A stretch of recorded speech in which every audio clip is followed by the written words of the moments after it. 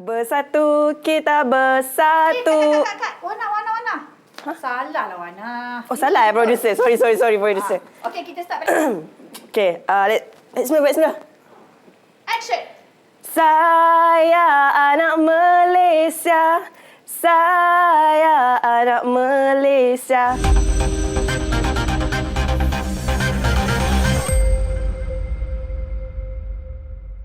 Okey, hari ni kita nak bercerita mengenai dah nampak kan bendera Malaysia ni adalah kita mesti nak bercerita mengenai sejarah Malaysia.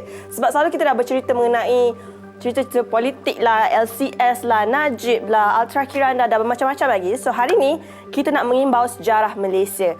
Tapi aku tak nak jadi cikgu sejarah lah. Hari ni aku just nak jadi orang yang bercerita mengenai sejarah. Baik, hari ini merupakan tanggal 16 September 2022 di mana 59 tahun lepas, hari ini merupakan tarikh keramat yang penuh dengan sejarah bagi Malaysia. Kita tahu tanah Melayu mencapai kemerdekaan pada 31 Ogos 1957 selepas dijajah beratus tahun lamanya. Tetapi pembentukan Malaysia yang menggabungkan Sabah dan Sarawak berlaku sedikit lambat. Jadi sempena Hari Malaysia hari ini, aku nak cerita sikit mengenai sejarah macam mana berlakunya pembentukan Malaysia.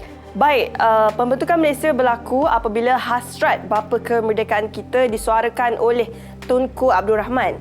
Kenapa berlaku pembentukan Malaysia? Baik, ada dua faktor. Iaitu pertama kerana Tunku Abdul Rahman mahu untuk membebaskan Sabah, Sarawak dan Singapura daripada penaklukan komunis yang berluasa pada masa itu. Dan kedua, beliau ingin menyatukan tanah Melayu bersama tiga wilayah tadi untuk menjadikan sebuah negara yang merdeka. Dan kalau korang yang nak tahu, sepanjang pembentukan Malaysia ni ada banyak drama yang berlaku. Contoh dia, ada berlaku konfrontasi Indonesia, ada tidak dapat sokongan daripada Filipina dan pelbagai konflik lah yang berlaku sepanjang sebelum terbentuknya Malaysia. Baik, habis kat situ, masa Tuanku menyatakan hasrat untuk tubuhkan Malaysia, ia berlaku pada 27 Mei 1961 di Hotel Edelweiss, Singapura. Pada 23 Julai 1961, satu jawatan kuasa Perundingan Perpaduan Malaysia yang diketuai oleh Donald Stephen telah mengadakan mesyuarat bagi menyokong penubuhan Malaysia ini, dan ahli jawatan kuasa Perundingan Perpaduan kaum ini dianggotai oleh ramai. Antaranya siapa yang terlibat adalah yang pertama Tunku Abdul Rahman iaitu dari tanah Melayu, dan kedua Lee Kuan Yew daripada Singapura, Datuk Mustafa Datuk Harun daripada Sabah, Temenggung juga anak beriang dari Sabah. Sarawak. Silap sasut.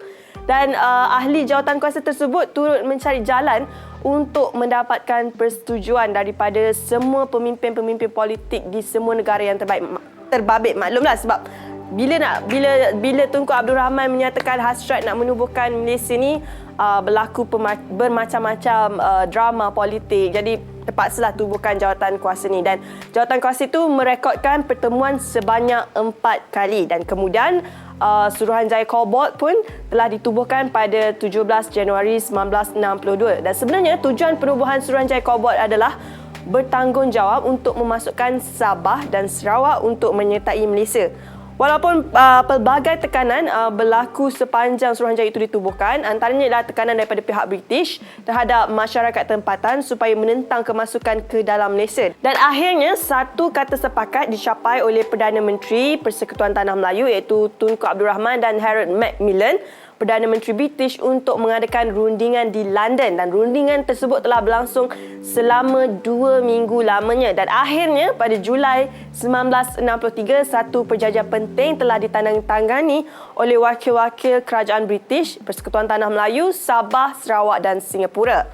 Dan pada 31 Ogos 1963 satu persetujuan telah diperolehi untuk menubuhkan Malaysia. Bagaimanapun, penubuhan Malaysia yang dirancangkan pada tarikh tersebut terpaksa ditangguhkan kerana laporan Setiausaha Bangsa-Bangsa Bersatu hanya dapat disiapkan pada 14 September 1963, dan akhirnya Malaysia diisytiharkan pada 16 September 1963. Jadi 16 September dipilihlah untuk menjadikan Hari Malaysia. Antara yang menghadiri pengisytiharan itu adalah Yang di-Pertuan Agong, Raja-Raja Melayu, Gabenor Pulau Pinang, Melaka, Singapura, Sarawak dan Sabah. Dan pengisytiharan itu juga turut dihadiri oleh anggota Kabinet, diplomat asing di Kuala Lumpur serta jemputan khas. Jadi itulah serba sedikit sejarah mengenai tanah Melayu, pembentukan Malaysia yang perlu kita ketahui sebagai rakyat Malaysia dan bagaimana orang dulu-dulu bersusah payah untuk mengecapi kemerdekaan selepas dijajah beratus-ratus tahun lamanya. Jadi jangan lupa hari ini, Hari Malaysia adalah hari untuk memperingati sejarah negara. Baik, itu sahaja daripada aku hari ini. Selamat Hari Malaysia.